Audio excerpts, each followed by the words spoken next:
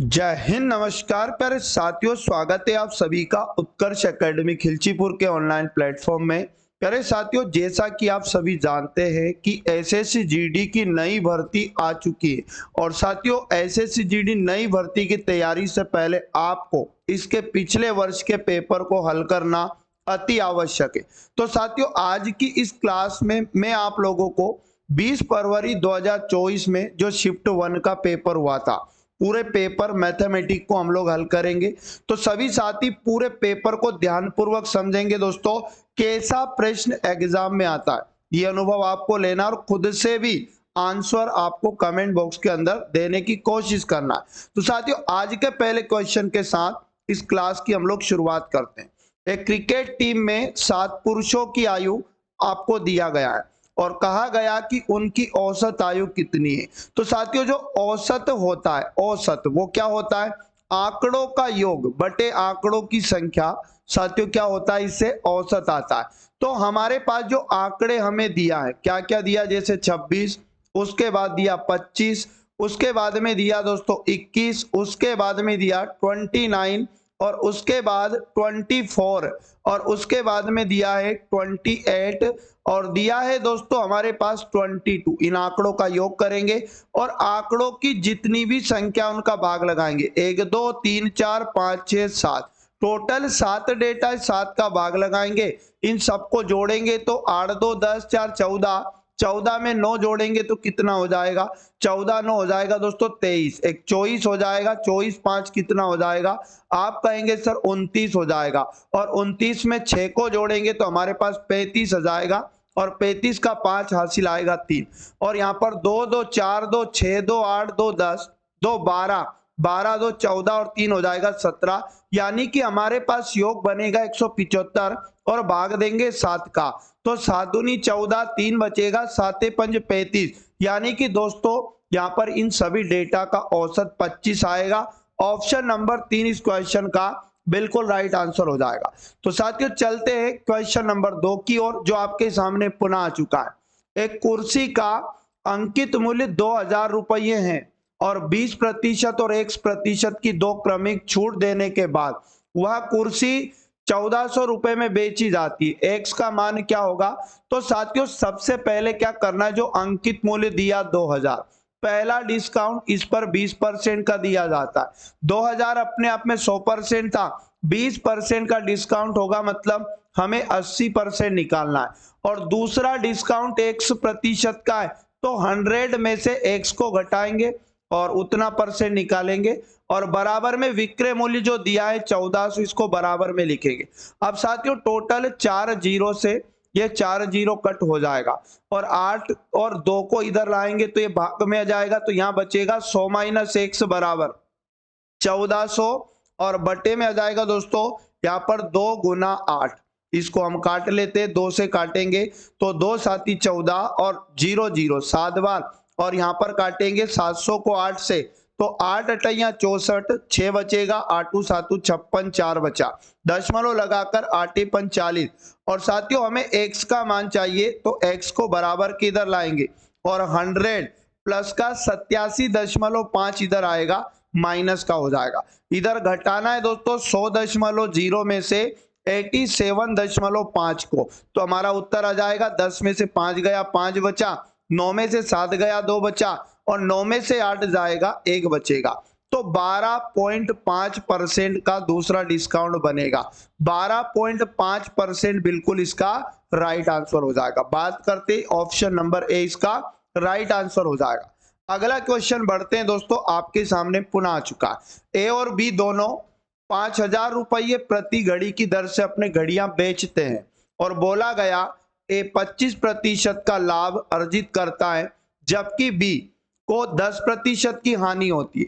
तो साथियों, क्वेश्चन है का ए और बी के क्रय मूल्यों का अनुपात क्या होगा? सबसे आसान तरीका समझेगा दोस्तों, यहां पर आपको क्या दिया है? एक घड़ी पे तो लाभ दिया 25% का, तो हम 25% का फ्रैक्शन जानते हैं कि 1/4 होता है।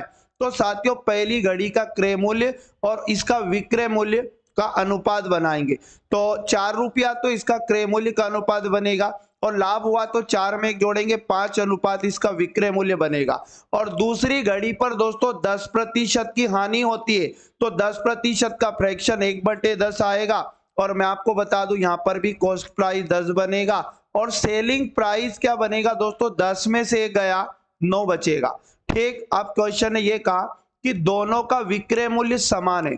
तो साथियों ये जो एसपी दिया ना, इसको समान करना है और इसको समान करने के लिए आपको क्या करना है, ये जो पहली घड़ी का एसपी है 5, इसका गुना तो इस वाले अनुपात में करना है। और साथियों जो दूसरी घड़ी का विक्रय मूल्य है 9, उसका गुना आगे वाले अनुपात में करना है। तो 9 चौक 36 बनेगा, 9 पंज 45 बनेगा। और साथियों यहाँ पर 5 दाम 50 और 5 9 45 बनेगा, यानी कि दोनों का विक्रय मूल्य समान हो चुका है। अब साथियों क्या इसके क्रय मूल्य का अनुपात पूछा है, तो हम लोग पहली घड़ी का क्रय मूल्य 36 आया और दूसरी घड़ी का 50 आया, इनको अनुपात में बदलेंगे तो 18 बार कटेगा 36 2 से, और 2 से 50 को काटेंगे 25 बार कटेगा। तो 18 अनुपात 25 क्वेश्चन का राइट आंसर आएगा। ऑप्शन नंबर 3 क्वेश्चन का बिल्कुल सही जवाब है। चलेगा, बात करते अगले और मोस्ट इंपोर्टेंट क्वेश्चन की। 2 रेलगाड़ियां समान चाल से विपरीत दिशा में चल रही, इसका मतलब है एक गाड़ी इधर चल रही है, सामने से एक और गाड़ी आ रही है और दोनों की चालें दोस्तों समान है। तो प्रत्येक रेलगाड़ी की लंबाई दिया है 320 है, तो 18 सेकंड में वे एक दूसरे को पार करती है, तो उनकी चाल अपने को बताना। तो साथियों हमें मात्र एक फॉर्मूला लगाना है, चाल बराबर होता है दूरी बटे में समय। अब देखो पहली गाड़ी की चाल भी x किलोमीटर प्रति घंटा मान लेते हैं और दूसरी गाड़ी की चाल भी x किलोमीटर प्रति घंटा मान लेते हैं, क्योंकि दोनों की चालें समान है।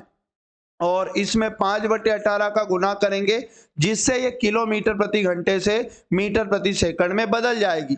और बराबर में दोस्तों दूरी की जगह दोनों की लंबाइयां, तो पहली ट्रेन की लंबाई भी 320 है और दूसरी ट्रेन की लंबाई भी 320 है, और बटे में आ जाएगा समय, दिया है कितना 18। तो साथियों हम इसको हल करेंगे तो यहाँ पर बनेगा 2x और बराबर ये 5/18 इधर आएगा तो 18/5 हो जाएगा, इधर ऊपर जोड़ेंगे तो 640 और बटे में 18, और ये 5/18 का इधर आकर 18/5 हो जाएगा। साथियों 18 से 18 कटेगा, 5 का भाग देंगे तो 5 एकम 5, 1 बचा, 5 दूनी 10, 5 8 40, मतलब 2x का मान हमारे पास आ चुका है 128।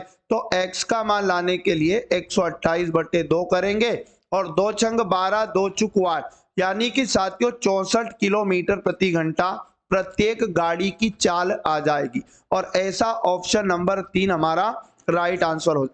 आई होप कि क्वेश्चन आपको समझ में आ चुका होगा। बढ़ते हैं साथियों क्वेश्चन नंबर 5 की ओर, जो आपके सामने आ चुका अति महत्वपूर्ण प्रश्न। 7200 रुपये को PQ और R के बीच क्रमशः 1/2 अनुपात दिया है, 4 अनुपात मतलब 4 के बटे में कुछ नहीं है 1 मानेंगे, और अनुपात दिया है 3/2। अब साथियों क्वेश्चन ने कहा कि इनको बांटा जाता है, आर का हिस्सा बताना है। तो क्या करना दोस्तों, यहाँ पर ध्यान से समझेंगे सभी साथी। जब भी रेशियो फ्रैक्शन में होता है बटे वाले नंबर का एलसीएम लेंगे तो 2 आएगा, और 2 का गुना सब अनुपात में कर देंगे तो ये 2 से 2 कटेगा, तो पी का मान तो बचेगा कितना 1 अनुपात। क्यू के मान की बात करें तो साथियों 4 दूनी कितना हो जाएगा 8, और आर के मान की बात करें तो यहाँ 2 से 2 कट जाएगा और 3 आर का मान आएगा। अब तीनों का योग 7200 है तो अनुपात को जोड़ेंगे तो साथियों 1 + 8 + 3 अनुपात का मान बराबर हो जाएगा 7200 के। 8 3 11 और 1 12, 12 यूनिट का मान बनेगा कितना 7200। तो साथियों एक अनुपात का मान लाने के लिए 7200 में भाग देंगे किसका 12 का, तो 12 छंग हो जाएगा 72 यानी 600। क्वेश्चन ने कहा है दोस्तों आर का हिस्सा बताएं, तो आर का अनुपात लाने के लिए एक अनुपात का मान जो आया 600 का गुना आर के अनुपात से करेंगे यानी 3 से, तो 6 कितना बनेगा 1800 दोस्तों, यहाँ पर आर का मान आएगा। और ऑप्शन नंबर 3 इस क्वेश्चन का बिल्कुल राइट आंसर हो जाएगा। बढ़ते हैं दोस्तों अगले और इंपॉर्टेंट क्वेश्चन की ओर, जो आपके सामने पुनः आ चुका है। क्वेश्चन में दिया कि m/n का मान 9/6 है। अब साथियों क्वेश्चन ने पूछा कि m + n का अनुपात बताना है किसके साथ, m माइनस n के साथ। तो साथियों m और n के मान को एक बार जोड़ लेते तो 9 प्लस 6, mn का मान यहाँ पुट कर देंगे और अनुपात 5 m माइनस n का मतलब होता है 9 माइनस 6। एक बार घटा देंगे तो 9 में 6 जोड़ेंगे तो 15 अनुपात 9 में से 6 जाएगा 3 बचेगा, 3 से काटेंगे 3 पंज 15 और 3 कम 3, 5:1 यहाँ पर आपका आंसर आ जाएगा। ऑप्शन नंबर 4 इसका बिल्कुल सही जवाब है। आई होप कि क्वेश्चन आपको समझ में आ चुका होगा। बात करते साथियों अगले और मोस्ट इंपोर्टेंट क्वेश्चन की। अगले क्वेश्चन में आपको इस दिए गए है ना इसका मान बताना है। तो साथियों करना क्या है, सबसे पहले ब्रैकेट को हल करेंगे। तो साथियों पहले ब्रैकेट में हमारे पास दिया 7 + 33 और 33 में 7 को जोड़ेंगे तो हमारे पास 40 बनेगा और गुना लगाएंगे। दूसरे ब्रैकेट में 44 में 2 का भाग देंगे तो 22 आएगा, फिर गुना लगाएंगे और 5 का गुना 5 से करेंगे तो 25 आएगा। अब साथियों गुना कर लेते फटाफट।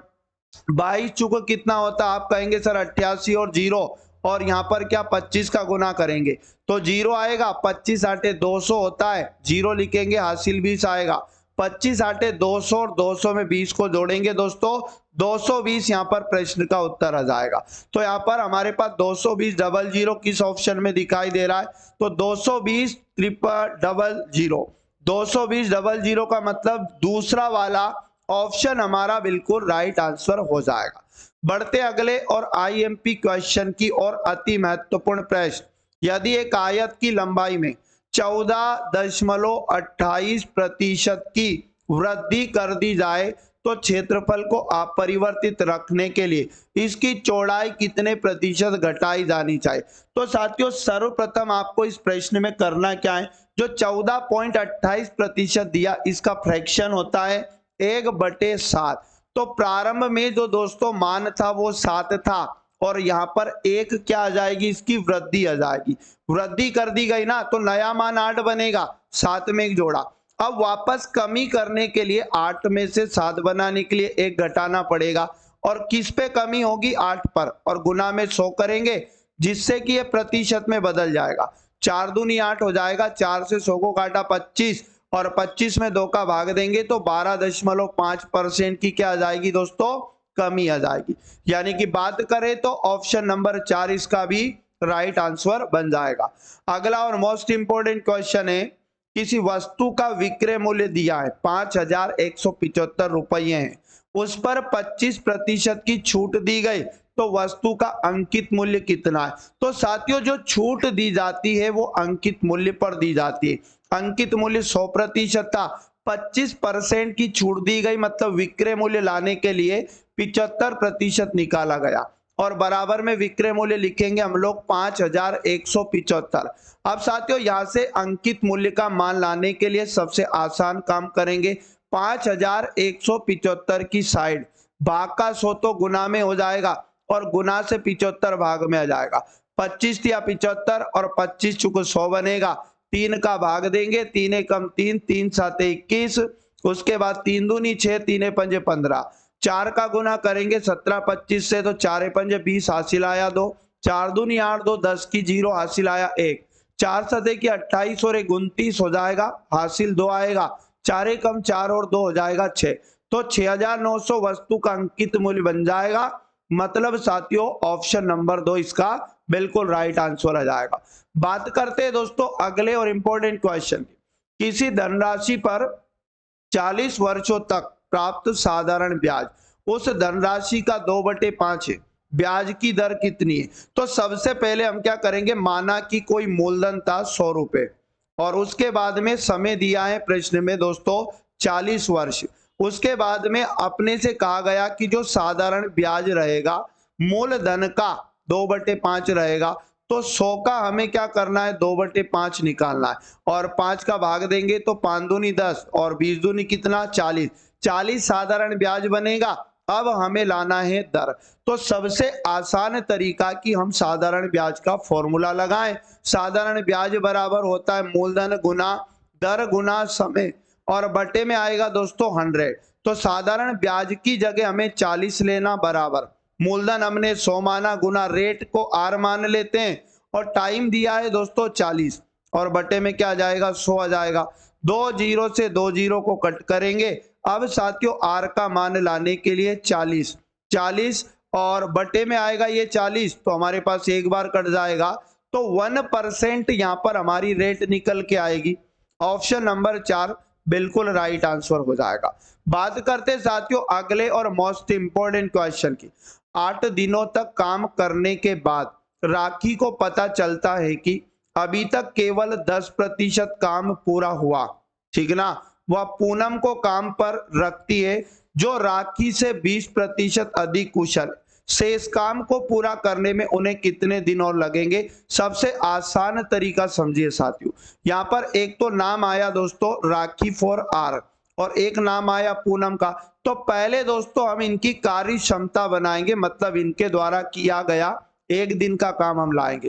तो यहाँ पर जो पूनम है वो राखी से 20% अधिक कुशल है, मतलब राखी एक दिन में 100 यूनिट काम करती है तो पूनम 120 यूनिट काम करेगी। 100 को काटेंगे और 120 को काटेंगे, 20 से 5 100 होता है और 20 छंके 120 होता है। अब साथियों यहाँ पर क्वेश्चन ने ये कहा कि 8 दिनों तक राखी ने काम किया तो राखी का 8 दिन का काम क्या हो जाएगा। एक दिन में 5 यूनिट काम करती है तो 8 दिन में कितना हो जाएगा दोस्तों 40 यूनिट काम हो जाएगा राखी द्वारा। और ये टोटल काम का 10% था, मतलब ये 10% का मान है। अब साथियों क्वेश्चन ने क्या कहा, हम क्या करेंगे यहाँ से पहले 1% का मान लाने के लिए 40 को 10 का भाग देंगे तो 1% का मान आएगा 4 यूनिट। क्वेश्चन ने कहा शेष काम, और जो शेष काम बचा है दोस्तों वो प्रतिशत में 90 बचा है तो 1% के मान में अगर यानी कि 4 में 90 का गुना करेंगे तो हमारे पास टोटल शेष काम आ जाएगा।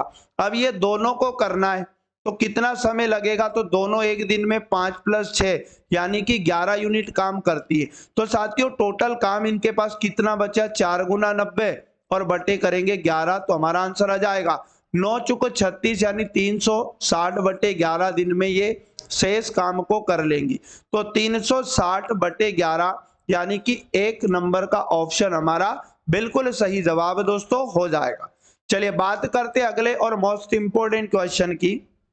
यहाँ पर भी हम लोगों को इसको हल करना है। सबसे पहले ब्रैकेट को हल करेंगे और ब्रैकेट में दोस्तों पहले हम छोटा ब्रैकेट हल करेंगे यानी कि 96।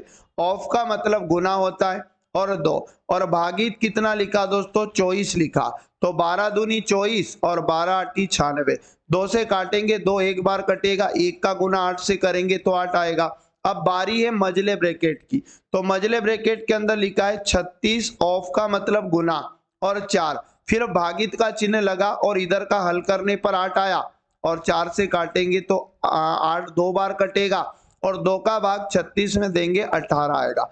अब साथियों बाहर बड़ा ब्रैकेट को हल करेंगे तो बड़े ब्रैकेट में क्या लिखा, आप कहेंगे सर 41 गुना और इधर तक हल करने पर 18 आया तो 18 एकम 8 कैरी 1 हो जाएगा, 18 चुको 72 और 1 हो जाएगा 73 यानी कि दोस्तों 738 इस प्रश्न का राइट आंसर हो जाएगा।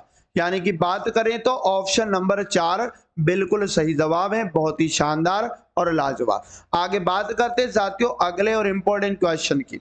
चक्रवृद्धि ब्याज वार्षिक रूप से संयोजित पर एक रखी गई एक धनराशि 10 वर्षों में स्वयं की 2 गुनी हो जाती है।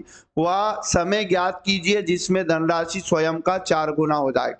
तो चक्रवृद्धि ब्याज का एक कंसेप्ट होता है दोस्तों कि अगर कोई मूलधन 1 रुपया था, प्रश्न ने बोला कि ये 10 वर्ष में कितनी हो जाती है 2 गुना, मतलब ये 2 रुपया बन जाता है। 1 रुपया 2 गुना मतलब 2 रुपया बन जाता है। फिर साथियों होता क्या है कि ये 2 रुपया भी बराबर समय में यानी 10 वर्ष में फिर दुगना हो जाता है चक्रवृद्धि ब्याज में, तो 2 का 2 गुना यानी 4 रुपया बन जाएगा। और क्वेश्चन ने ये कहा कि जो मूल राशि थी तो मूल राशि 1 थी और 4 रुपया बन गई, मतलब 4 गुना हो गई। तो कितना समय लगा साथियों, तो 10 + 10 यानी आप कहेंगे सर टोटल 20 वर्ष का समय लगा। तो साथियों 20 वर्ष दिया है ऑप्शन नंबर 1 में। ऑप्शन नंबर 1 इस क्वेश्चन का बिल्कुल सही जवाब बनेगा। बात करते हैं अगले और इंपॉर्टेंट क्वेश्चन की। 44 आम 121 केले और 11 सेब है। उन्हें कई पंक्तियों में इस प्रकार व्यवस्थित करना है कि प्रत्येक पंक्ति में समान संख्या में फल हो और प्रत्येक पंक्ति में एक प्रकार का फल हो, तो पंक्तियों की न्यूनतम संख्या कितनी है? ऐसे में साथियों सबसे आसान तरीका 44, 121 और 11 का आपको क्या लेना है? महत्तम समापवर्तक लेना है, यानी एचसीएफ लेना है, और इनका एचसीएफ आएगा साथियों 11। अब आप सबसे आसान काम करिएगा, 44 में भी 11 का भाग दीजिएगा, 121 में भी 11 का भाग देंगे और 11 में भी 11 का भाग देंगे। तो 44 में 4 बार जाएगा, 121 में 11 का भाग 11 बार जाएगा और 11 में 11 का भाग 1 बार जाएगा। तो 11 4 हो जाएगा 15 और 1 हो जाएगा 16। तो इसका मान जो बनेगा टोटल दोस्तों यहाँ पर 16 बनेगा, यानी पंक्तियों की न्यूनतम संख्या 16 हो जाएगी। ऑप्शन नंबर 1 इसका बिल्कुल राइट आंसर हो जाएगा। बढ़ते साथियों अगले प्रश्न की ओर। एक वर्ष में सपना का औसत मासिक व्यय प्रथम 3 महीनों के लिए 1100 रुपये है। तो साथियों औसत दिया और प्रश्न में जब भी आपको औसत देता है तो औसत का गुना आंकड़ों की संख्या से किया करें, जिससे कि आपके पास तुरंत योग निकल के आता है। तो साथियों हमें दिया 3 महीने और इनका औसत दिया कितना? 1100। तो औसत 1100 गुना आंकड़ों की संख्या 3, तो योग बनेगा 3300। अब साथियों अगले 5 महीनों का फिर से औसत दिया और कितना दिया? आप कहेंगे सर 1000, तो 5000 रुपया यहाँ फिर से योग बनेगा। और अंतिम 4 महीनों का पुनः यहाँ पर क्या दिया साथियों? औसत दिया 1200, तो 12 कितना बनेगा? 4800 योग बनेगा। अब उसकी कुल वार्षिक बचत, साल भर की बचत भी बताइए, और उसका क्वेश्चन ने पूछा है कि मासिक औसत आय कितनी बनेगी। तो पहले उसका जो हमारे पास क्वेश्चन में क्या दिया दोस्तों? व्यय दिया, खर्चा दिया, इसको जोड़ लेते, यानी 0 0 0 और यहाँ पर बनेगा 0 0 0 और यहाँ पर भी आएगा 3 और 0, 8 3 11, हासिल 1 आएगा। तो 5 3 8 4 12 और 1 हासिल का 13।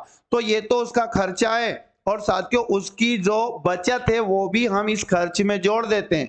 क्यों जोड़ देते हैं दोस्तों? क्योंकि जो बचत होती है और जो खर्चा होता है वो टोटल आय का योग होता है, आय, ठीक ना। तो 0 0 और यहाँ पर बनेगा 4 और यहाँ पर 3 में एक जोड़ा 4 बनेगा, यहाँ 1, तो 144,000 उसकी पूरे वर्ष की आय आ जाएगी। क्वेश्चन ने कहा औसत मासिक आय बताएं, तो औसत क्या होता है?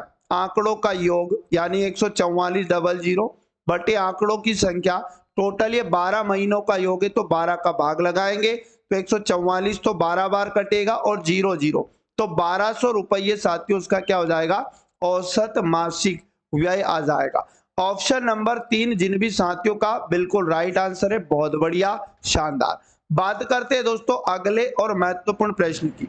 आर एक काम को 90 दिनों में पूरा कर सकता है। तो आर का 1 दिन का काम हम लोग बना लेते हैं और 1 दिन का काम होगा इसका 1/90। क्वेश्चन ने ये कहा कुल काम का कितने प्रतिशत काम आर द्वारा 45 दिनों में किया जा सकता है। तो 1 दिन का काम 1/90 है, तो 45 दिनों का काम लाने के लिए 45 का गुना करेंगे, तो 45 से कम 45, 45 दूनी 90, यानी काम का 1/2 हिस्सा हो जाएगा। और साथियों 1/2 हिस्सा हो जाएगा तो कितना प्रतिशत ये बनेगा? टोटल काम का 50%। किसी भी काम का आधा दोस्तों क्या होता है? 50% होता है। तो बिल्कुल पहला वाला ऑप्शन इसका राइट आंसर हमारा हो जाएगा। बात करते हैं दोस्तों अगले प्रश्न की। रोहित 2320 रुपये में पुराना बल्ला खरीदता है। अच्छा, उसने खर्चा कितना किया? एक तो 2320 रुपया दिया और मरम्मत पर 180 रुपया उसने खर्चा किया, तो वो बल्ला उसको टोटल कितने में पड़ेगा? आप कहेंगे सर यहाँ पर टोटल ये 2500 रुपए में पड़ेगा। और क्वेश्चन ने कहा कि उसने 2400 रुपए में बेच दिया, तो हानि का प्रतिशत बताओ। अगर आप कोई सामान 2500 में खरीदते हैं और 2400 में बेच देते हैं, तो मतलब आपको दोस्तों डेफिनेटली क्या होती है? हानि। कितने की हुई हानि? 100 रुपए की। और क्वेश्चन ने बोला हानि का प्रतिशत बताओ। हानि प्रतिशत बराबर होता है हानि बटे क्रय मूल्य, और क्रय मूल्य कितना लिखेंगे? 2500 और गुना में आएगा 100। दो जीरो से दो जीरो, 25 से काटा, 25 चुक 100, यानी कि 4% की दोस्तों उसको क्या हो जाएगी, हानि। यानी कि ऑप्शन नंबर 3 हमारा राइट आंसर हो जाएगा। बात करते अगले और मोस्ट इंपोर्टेंट क्वेश्चन की। एक विद्यार्थी ने एक परीक्षा में 75% अंक प्राप्त किए और उसे 60% अंक प्राप्त करने वाले दूसरे विद्यार्थी के अंक से 30 अंक अधिक प्राप्त हुए।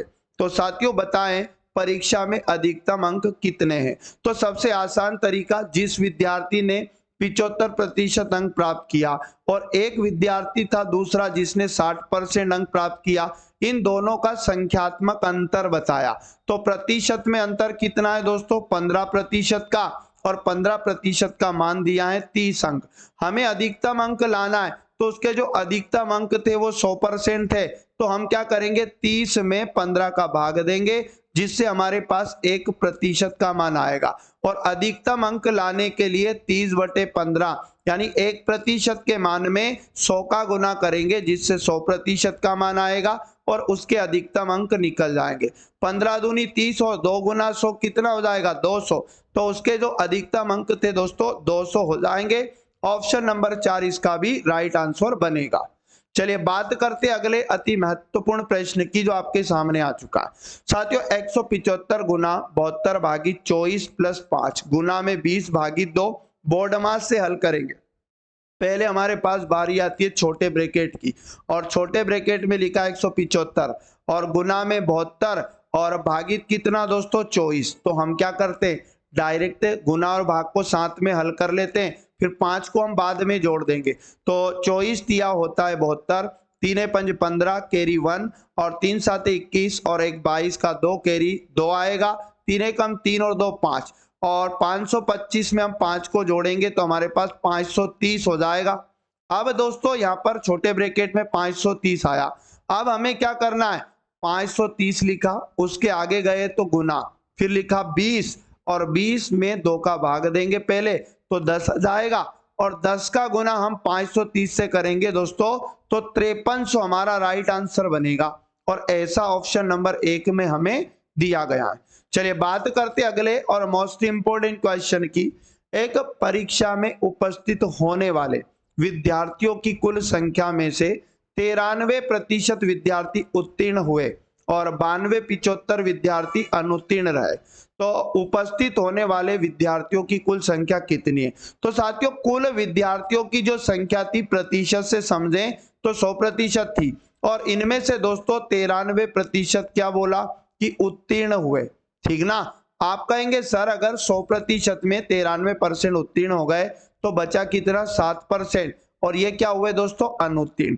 और अनुत्तीर्ण का संख्यात्मक मान दिया है कितना, आप कहेंगे सर 92 और 75 दिया है। तो यहां से भी 1% का मान लाएंगे तो हमारे पास बनेगा 92 75 और बटे में भाग देंगे 7 का, तो 1% का मान आएगा।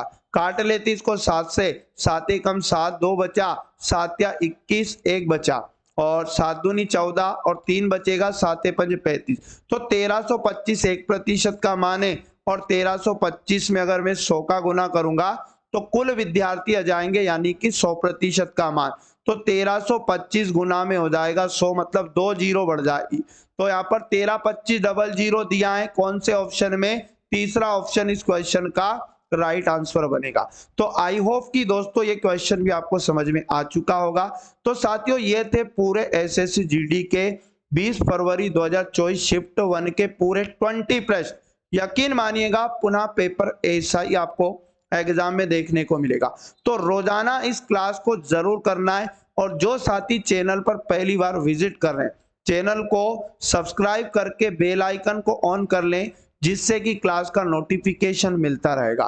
और साथियों अगर क्लास को लाइक नहीं किया तो प्लीज लाइक और शेयर जरूर करें। तो मिलेंगे पुनः नेक्स्ट वाली क्लास में, तब तक सभी साथी पढ़ते रहें, मस्त रहें और स्वस्थ रहें। जय हिंद, जय भारत, वंदे मातरम।